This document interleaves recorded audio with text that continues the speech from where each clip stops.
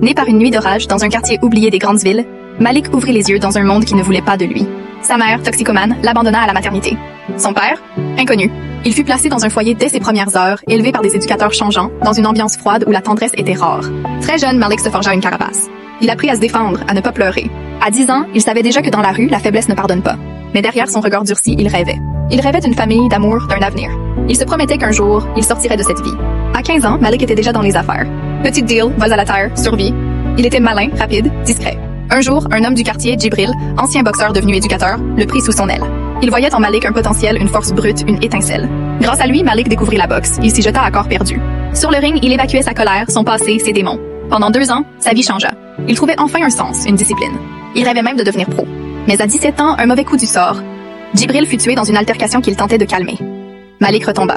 Profondément. Il quitta le club, la rue le reprit. Cette fois plus violemment. À 20 ans, Malik était devenu une figure du quartier. Il roulait en voiture de luxe, avait de l'argent, du respect, mais une solitude abyssale. Il faisait peur. Il avait le regard de ceux qui ont vu trop de choses. Un soir, une descente de police. Un piège. Il fut condamné à 7 ans de prison pour trafic et détention d'armes.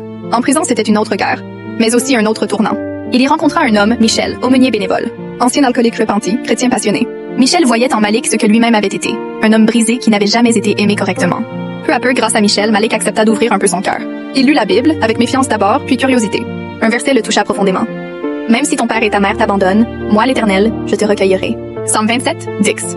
Il pleura pour la première fois depuis longtemps. Il comprit qu'il n'était peut-être pas venu au monde pour rien.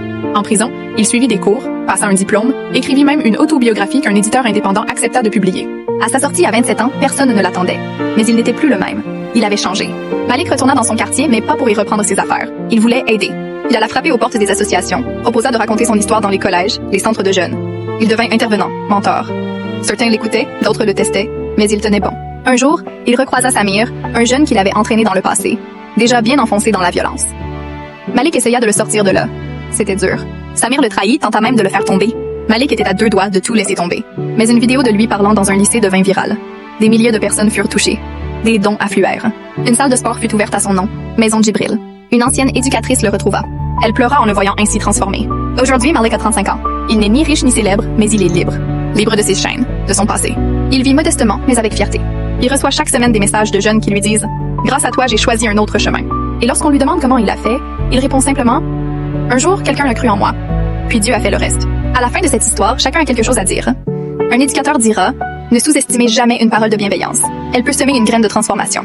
Un ancien délinquant dira « Le pardon, c'est le début de la guérison ». Un chrétien dira « Dieu ne regarde pas où tu viens, mais où tu peux aller ». Un jeune dira « Si lui a pu changer, moi aussi ».